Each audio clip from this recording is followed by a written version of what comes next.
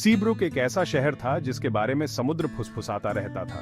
छोटा सा, सुंदर और उफनती लहरों के सामने सिमटा हुआ, ये एक ऐसी जगह थी जहां नमकीन हवा मिसेस ओमैली की बेकरी से ताजी बनी ब्रेड की खुशबू के साथ मिल जाती थी। हल्के रंगों में रंगे हुए घर कतारों में ऐसे खड़े थे जैसे समुद्र के किनारे बिखरे हुए सीप। पूरे नजारे पर उस पुराने लाइट हाउस का राज्य था, एक लाल रंग का पहरेदार जो मौसम की मार के सामने सीना ताने खड़ा था। उसका चटक लाल रंग जगह जगह से उखड़ा और फीका, बरसों से तूफानों से जूझने और जहाजों को सुरक्षित किनारे तक पहुंचाने की कहानी कहता था। लाइट हाउस उम्मीद की किरण, अडिग रहने का प्रतीक और शहर के इतिहास का एक मूक गवाह था। सीब्रुक के निवासियों की कई पीढ़ियां लाइट हाउस की देखरेख में पली बढ़ी थीं। लाइट हाउस और उसके रखवालों की कहानियां शहर की रगों में रची बसी थीं, जो दादा दादी से पोते पोतियों तक पहुंचती रहीं। किनारे पर लहरों की लयबद्ध धड़कन सीब्रुक में जीवन का एक सुखदायक संगीत रचती थी, और इन सब के बीच में खड़ा था लाइट हाउस, एक मूक रक्षक जो उन पर नजर रखता था। क्लारा, एक लड़की जिसके बाल चांदनी की तरह चमकते थे और आंखें जिनमें समुद्र की विशालता झलकती थी, एक सपनों की दुनिया में खोई रहती थी। उसकी दुनिया सीब्रुक से बहुत आगे तक फैली हुई थी, पौराणिक जीवों और साहसिक कारनामों की जमीन तक। क्लारा के दादाजी, जो एक रिटायर्ड मछुआरे थे, उसके सबसे अच्छे कहानीकार थे। वो उसे जलपरियों, समुद्री राक्षसों और बहादुर नाविकों के किस्से सुनाते थे, जिन्होंने सबसे भयानक तूफानों को भी मात दी थी। इन कहानियों ने उसकी कल्पना को उड़ान दी और उसकी कभी न खत्म होने वाली जिज्ञासा को बढ़ावा दिया। क्लारा इन पलों को संजोती थी, उनके शब्दों को ऐसे सोखती थी जैसे स्पंज पानी सोखता है। वो उन अजूबों को खुद अनुभव करने के लिए तरसती थी, जिनका वर्णन वो करते थे, लहरों के नीचे छिपे रहस्यों को उजागर करने के लिए। एक रात सीब्रुक पर एक भयंकर तूफान टूट पड़ा। हवा एक चुड़ैल की तरह चीख रही थी, लहरों को उन्माद में डाल रही थी। बारिश खिड़कियों पर बरस रही थी और बादलों की गड़गड़ाहट से घरों की नींव हिल रही थी। क्लारा अपने बिस्तर में दुबकी हुई तूफान के संगीत को सुन रही थी। डर और उत्साह का मिश्रण उसकी रगों में दौड़ रहा था। उसने लाइट हाउस कीपर की कल्पना की, जो प्रकृति के कहर से जूझ रहा था। उसका दीपक अंधेरे में उम्मीद की किरण बन गया था।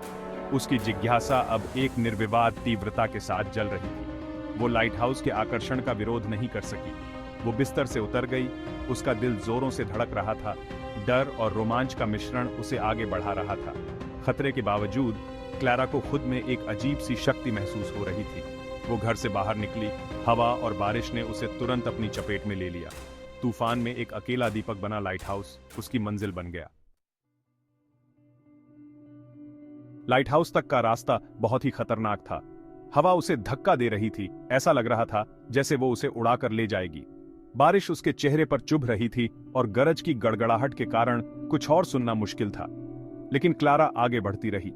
उसका दृढ़ संकल्प किसी अज्ञात शक्ति से प्रेरित था। आखिरकार वो लाइट हाउस के नीचे पहुंच गई। उसकी विशाल संरचना उसके ऊपर मंडरा रही थी।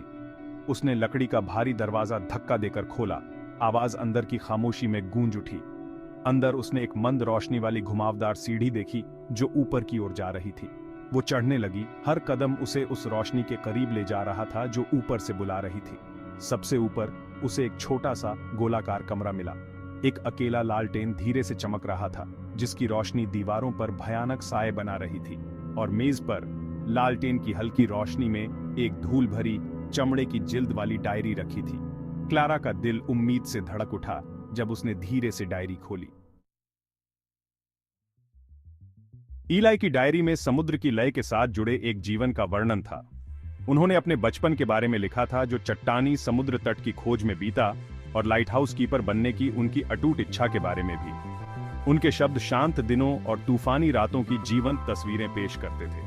उन्होंने लाइट हाउस के रख रखाव में की गई अपनी बारीकी से देखभाल का वर्णन किया, ये सुनिश्चित करते हुए कि उसका दीपक हमेशा चमकता रहे। ईलाई की डायरी में उन अजीब और अस्पष्ट घटनाओं के किस्से भी थे जो उन्होंने देखे थे। उन्होंने क्षितिज पर टिमटिमाती रहस्यमयी रोशनी और लहरों के पार गूंजने वाली अस्पष्ट आवाजों के बारे में लिखा था।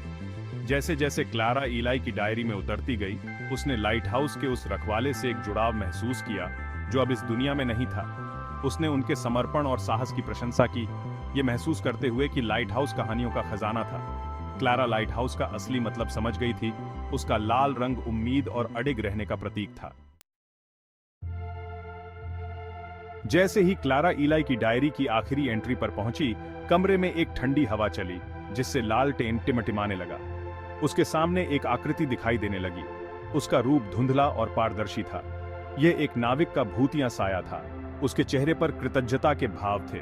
उस भूतिया नाविक ने ईलाई को याद रखने और उनकी कहानियों को वापस जीवंत करने के लिए क्लारा का धन्यवाद किया।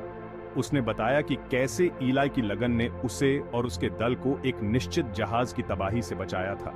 नाविक की कृतज्ञता पूरे कमरे में गूंज उठी, जो ईलाई की निस्वार्थ सेवा का प्रमाण थी। जैसे ही नाविक की छवि फीकी पड़ने लगी, उसने क्लारा को आखिरी आशीर्वाद दिया। वो घूमते हुए धुंध में गायब हो गया। क्लारा को अकेला छोड़कर उसका दिल एक गहरे उद्देश्य की भावना से भर गया। अगली सुबह तूफान थम गया था, जिससे पीछे एक साफ आसमान और शांत समुद्र रह गया था। क्लारा ईलाई की डायरी पकड़े हुए लाइट हाउस से नीचे उतरी और शहर लौट आई। उसने शहर के लोगों को इकट्ठा किया और उन कहानियों को सुनाना शुरू कर दिया जो उसने खोजी थी। उसने ईलाई के जीवन के बारे में बताया, समुद्र के प्रति उनके समर्पण के बारे में और रहस्यमय और अस्पष्ट चीजों के साथ उनकी मुलाकातों के बारे में भी। शहरवासी क्लारा की बातें ध्यान से सुन रहे थे। क्लारा के द्वारा ईलाई की डायरी को दोबारा सुनाने से कहानियों में जान आ गई। जैसे ही क्लारा ने ईलाई की विरासत को सभी के साथ बांटा, पूरे सीब्रुक में एक नए उद्देश्य की लहर दौड़ गई। लाइट हाउस, जो कभी एक अकेला पहरेदार था, उनके साझा इतिहास का प्रतीक बन गया और समुद्र से उनके जुड़ाव का भी। शहरवासी लाइट हाउस जाने लगे। उनके कदमों की गूंज ईलाई की उपस्थिति को दर्शाती थी। लाइट हाउस क्लारा की खोज से जागृत होकर एक सभा स्थल बन गया, समुदाय के लिए एक केंद्र बिंदु बन गया। ईलाई की कहानियों के वापस जीवंत होने के साथ सीब्रुक में एक नई ऊर्जा भर गई। ईलाई के समर्पण और क्लारा के साहस से प्रेरित होकर शहरवासियों ने नए उत्साह के साथ समुद्र से अपने जुड़ाव को अपनाया। मछुआरे एक नए उद्देश्य के साथ निकल पड़े। उनके दिल लाइट हाउस की मार्गदर्शक रोशनी के लिए कृतज्ञता से भरे हुए थे। बच्चे समुद्र तटों पर खेलते थे। उनकी हंसी हवा में गूंजती थी। सीब्रुक की आत्मा, जो कभी सुप्त थी, अब अपने अतीत की फिर से खोजी गई कहानियों से प्रेरित होकर फल फूल रही थी। लाइट हाउस के नीचे उत्सव आयोजित किए जाते थे। समुद्र और उन कहानियों का जश्न मनाया जाता था जिन्होंने उनके समुदाय को आकार दिया था। लाल रंग का लाइट हाउस, जो कभी एक अकेला पहरेदार था, अब हर्षोल्लास के साथ मनाए जाने वाले जश्न की पृष्ठभूमि बन गया था। सीब्रुक एक ऐसी जगह बन गई जहां जिंदगी और हंसी थी। कहानियों की शक्ति से उसका दिल फिर से जीवंत हो गया था। क्लारा अपनी खोज और सीब्रुक पर पड़े इसके प्रभाव से प्रेरित होकर खुद खोजबीन करती रही। उसने घंटों समुद्र तट पर घूमते हुए बिताए। उसका दिमाग ईलाई की कहानियों और लहरों के नीचे छिपे रहस्यों से भरा हुआ था। वो खुद एक कहानीकार बन गई। उसने खोजी गई कहानियों को शहर के लोगों के साथ साझा किया। उसने शहर के अभिलेखागार में जानकारी जुटाई, जहाजों के टूटने और साहसिक बचाव के भूली हुई कहानियों को उजागर किया। उसने महसूस किया कि सीब्रुक के हर कोने में एक कहानी छिपी हुई है, जिसे खोजे जाने का इंतजार है। क्लारा का सफर अभी शुरू ही हुआ था।